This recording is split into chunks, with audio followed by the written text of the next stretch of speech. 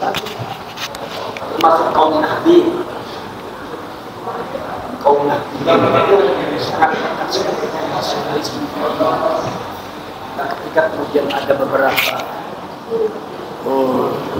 aksi-aksi yang kadang-kadang berbenturan dengan nasionalisme, berbenturan dengan kesepakatan yang disebut dengan muahadah nasional, kesepakatan nasional, Pancasila, Bhinneka Tunggal Ika, keanekaragaman, kebersamaan hidup di Indonesia.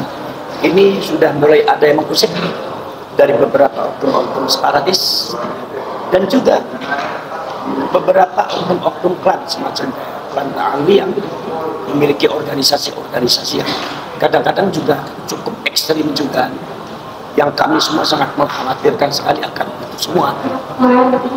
Awal daripada kehancuran daripada bangsa ini akibat doktrin-doktrin yang tidak benar yang dilakukan oleh mereka, yang sebetulnya kami ini hanya menampilkan ini seperti organisasi yang namanya Indonesia itu seperti ini. Jadi kita itu organisasi dari kalangan nahdliyin yang bergerak untuk secara lebih tegas lagi, lebih berani lagi untuk menampilkan keindonesiaan dan keislaman Indonesia, keislaman Nusantara, sehingga rakyat itu mengerti bahwa Indonesia itu punya corak tersendiri tentang masalah Islam, dari segi pemahamannya, dari segi dakwanya, adab dan akhlak tingkah lakunya, termasuk dari segi penerapannya dan dari segi cara-caranya. Maka dari itu ada beberapa cara-cara yang telah dilakukan oleh para ulama di dalam menerapkan dakwah Islamiyah dan dalam kehidupan berbangsa dan bernegara. Sehingga muncullah apa yang disebut dengan demokrasi Pancasila.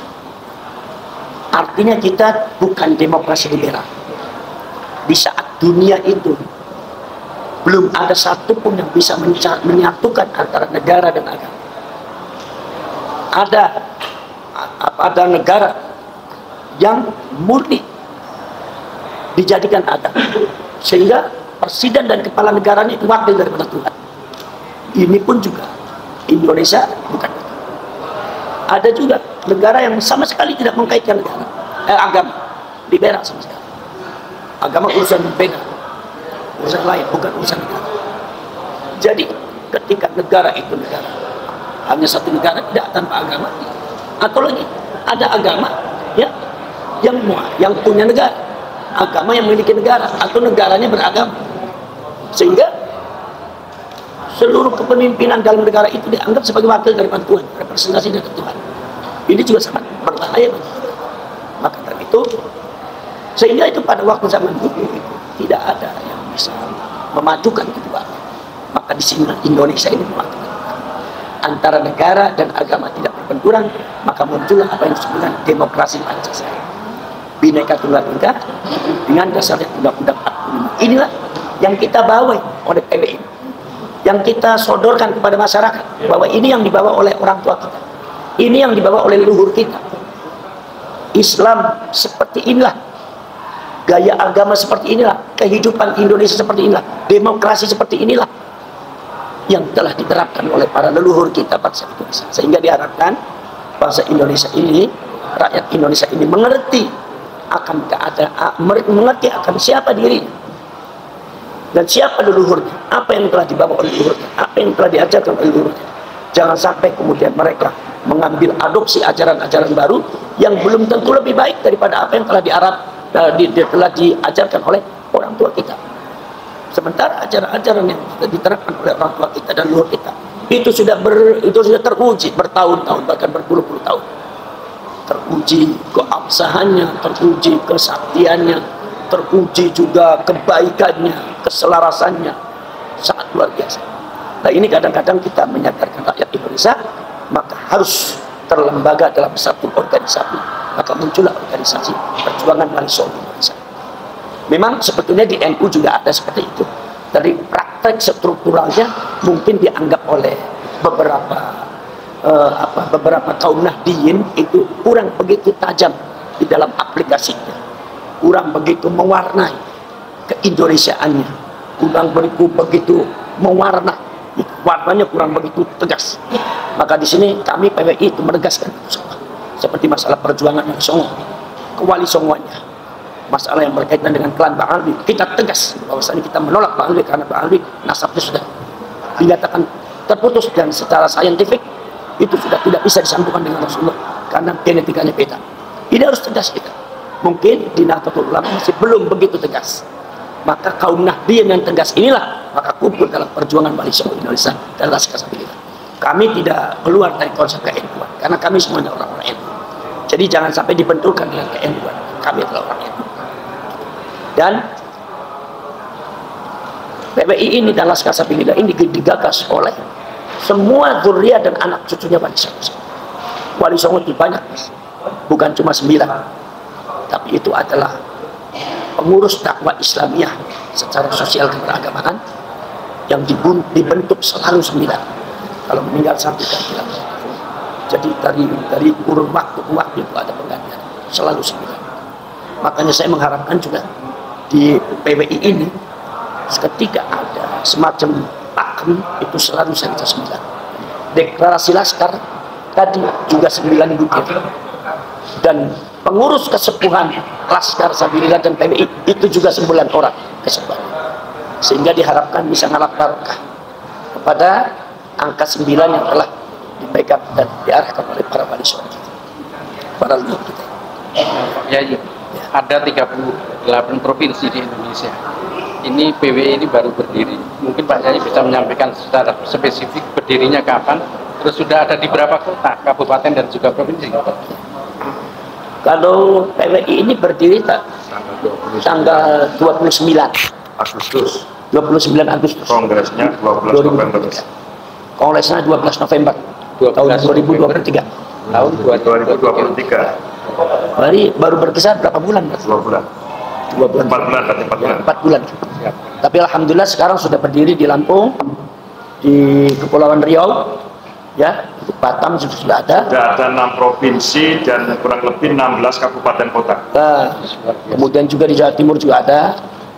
Sekarang kemudian di Jawa Tengah juga sudah ada, di Jawa Barat juga sudah. Jadi kita ini semakin hari semakin merangkak, bahkan semakin cepat, bahkan sangat besar sekali.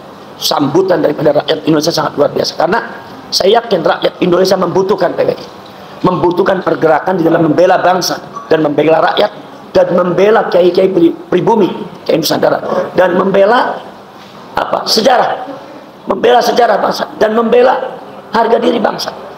Jangan sampai diinjak oleh siapapun. Dan rakyat Indonesia saya kira semuanya membutuhkan, maka mereka bangsa. Dan semakin hari saya semakin mendengar satu perkembangan yang sangat luar biasa. Di antaranya adalah kesadaran masyarakat yang sangat luar biasa dengan mendukung PWI, khususnya dalam masalah pembatalan nasab Bang Alwi. Ini sangat luar biasa.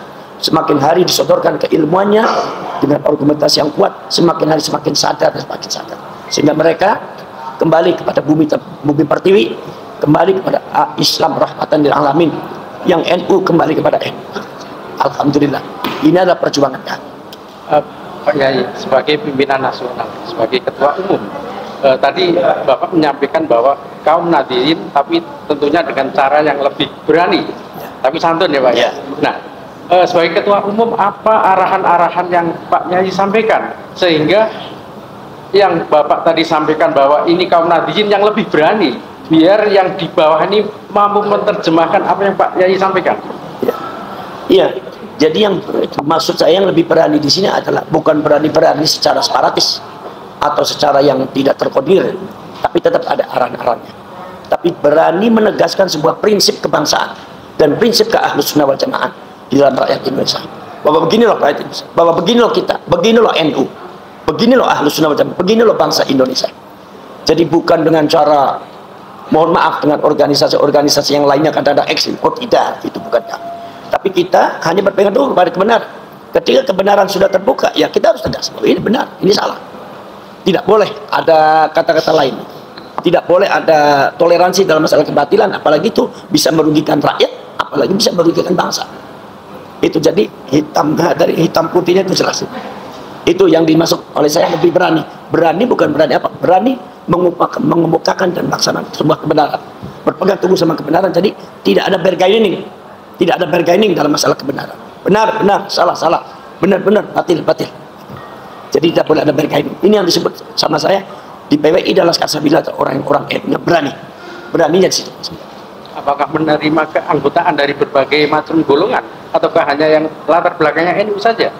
Sebetulnya gagasan itu adalah orang NU, tapi kita juga sebagai PWI dan Laskar Sabila mungkin juga ada beberapa desa, ada beberapa daerah yang memasukkan beberapa itu dengan karakteristiknya masing-masing. Jadi masih terbuka juga apabila diperlukan. Jadi kita tidak terbatas hanya untuk NU. Jadi orang-orang yang peduli terhadap bangsa ini, walaupun bukan NU, tapi yang menggagas ini adalah orang-orang Islam. Terakhir Pak Yai, saat ini banyak sekali ulama-ulama yang dalam dakwahnya mungkin ada mengarah ke radikalisme ya, bahkan menjelekkan sesama ulama. Nah ini sebagai PWI yang merupakan organisasi baru, sikapnya seperti apa ya? Ya, kami tidak setuju, jelas kami tidak setuju terhadap cara-cara dakwah seperti itu. Tetapi ketika kami mengkritik dan menyadarkan masyarakat di dalam seumpama yang berkaitan dengan radikalisme, ya seseorang atau seumpama ekstremis yang dianggap oleh kami merusak, seperti contoh klan Bangli, kami untuk menyadarkan kepada masyarakat sama sekali itu bukan tujuan untuk menjelekkan, tapi itu untuk menunjukkan data untuk menyadarkan masyarakat. Sebab tanpa disampaikan data dikiranya kita ini ngarang, dikiranya ngarang. Maka dari itu kita tunjukkan datanya seperti ini. Itu sama sekali tidak bermaksud untuk menjelekkan, apalagi sampai membenci. Tetapi itu adalah data supaya masyarakat sadar. Kata kenapa? Karena betapa sulitnya menyadarkan masyarakat. Supaya masyarakat sadar bahwa sampean ada di mana. Begini Indonesia itu bagaimana? Begini sikap kita, harusnya seperti ini. Sebagai bangsa harus seperti ini. Sebagai orang NU, kalau kita NU seperti ini. Sebagai kaum Nahdien seperti ini. Itu ketika dikemukakan beberapa seumpama unsur-unsur yang negatif dari beberapa klan atau seumpama orang-orang yang kadang-kadang tidak sesuai dengan pergerakan keindonesiaan, itu sama sekali bukan berarti kita menjelek-jelekan. Jadi itu kalau di dalam ilmu usul hadis adalah al-jarh wa ta'dil, di dalam rangka menfilter riwayat-riwayat mana yang benar, mana yang tidak benar. Nah itu al-jarh wa ta'dil itu di dalam agama itu diperbolehkan. Bukan menjelekkan bahwa imam ini adalah kelemahannya ini, imam ini kelemahannya ini bukan menjelekkan, tapi untuk memilah-milah dan untuk memberitahu masyarakat bahwa hadis ini adalah lemah, hadis ini dhaif. Sebab tanpa memberitahu kelemahan rawinya, maka kita tidak bisa menghukumi itu dhaif atau tidak. Jangan-jangan ngarangnya orang. Maka itu harus dikemukakan. Seperti halnya kita, bahwa seumpama kita kadang-kadang memang sangat keras di dalam masalah melawan klan Ba'ali, di dalam kebatilannya. Kenapa? Karena data-data seperti itu. Dan mereka sudah melakukan hal-hal yang sangat luar biasa di masyarakat. Hal-hal yang sangat luar biasa di bangsa ini. Sudah kalau istilahnya dalam Al-Quran, sudah i'tidah. Sudah sangat di luar batas. Dan di luar batas kewajarannya, doktrinnya, ya sikap dan mentalnya. Maka ini masyarakat harus disadarkan. Ketika disadarkan, ketika kita berbicara, misalkannya fitnah, maka kita data, ini datanya. Dia berbicara seperti ini. Ini datanya, dia berbicara seperti ini. Ini datanya, doktrinnya mereka seperti ini. Dan ini sangat menyesatkan. Ini bukan dalam rangka menjelekkan, bukan jalan, tetapi dalam rangka memberikan bukti kepada masyarakat bahwa itu semua akan merusakkannya. Itu semua tidak benar, sudah keluar dari jalur kebenaran. Dan harus data buktinya. Jadi di dalam masalah dakwah dengan cara menjelek-jelekan, apalagi sampai menghina, apalagi sampai apa? Ya, saya tidak setuju. Tetapi kalau ketegasan di dalam masalah perjuangan bangsa, saya setuju. Tapi bukan dalam rangka menjelek-jelekan, tapi hanya data negatif, data positif harus semua dikemukakan sesuai dengan data. Jadi kita bekerja itu berjuang bil ilmi, dengan ilmu, bukan dengan ilmu. Terima kasih Imat mau menambahkan. Ya. Saya Wakil Ketua Umum PWI Laskar Sabilillah Imaduddin Usman akan meringkas dari apa yang dikemukakan oleh Ketua Umum Dr. Kiai Haji Billy Yaksi, bahwa hari ini kita sedang mengadakan musyawarah kerja nasional pertama yang dilaksanakan pada hari ini Kamis dan Jumat 7-8 Maret 2024, diikuti oleh seluruh para pengurus nasional, pengurus pusat, dan juga para pimpinan wilayah yang telah terbentuk PWI di berbagai macam provinsi. Di dalam musyawarah kerja nasional ini akan dibahas berbagai macam program kerja yang akan dilakukan oleh PWI Laskar Sabilillah 2023-2028 ini, mengenai apa yang akan dikerjakan dan apa yang menjadi konsen utama dari PWI Laskar Sabilillah.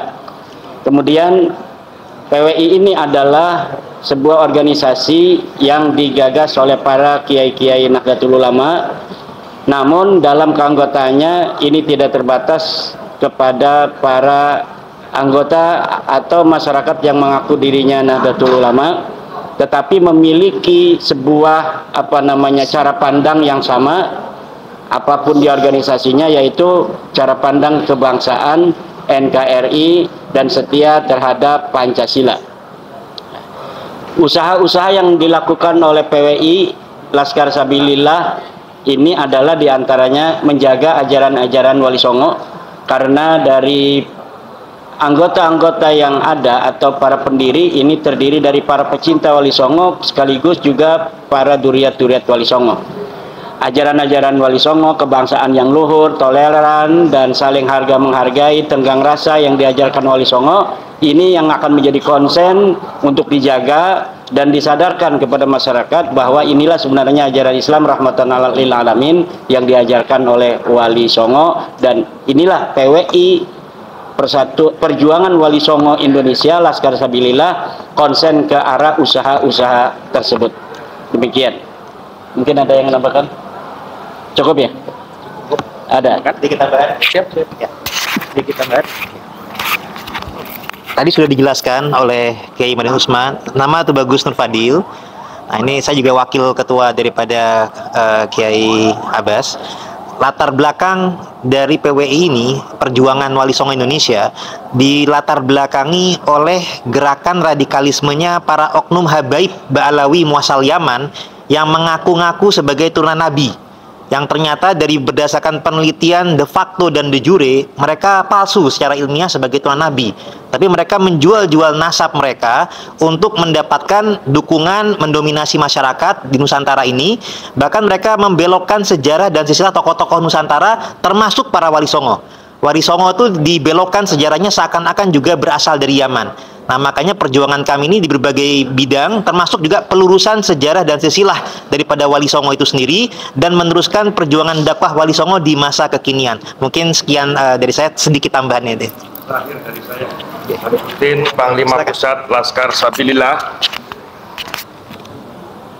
Kami ada bersama para kiai, para ulama Nusantara yang sedang meluruskan nasab, meluruskan sejarah. Oleh karena itu, siapapun orang Indonesia dari marga apapun, terutama Habib-Habib, Ba'alwi yang berani lagi menginjak-injak, merendahkan, menghina harga diri, martabat ulama pribumi, maka kami akan menabrak kalian dengan cara apapun. Terima kasih. Intinya adalah sama, bahwa PWI ini adalah hadir untuk mempertahankan dan melanjutkan perjuangan Wali Songo, baik urusan agama maupun urusan negara.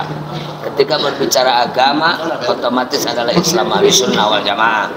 Ketika berbicara negara, otomatis adalah NKRI dan ideologi negara Pancasila.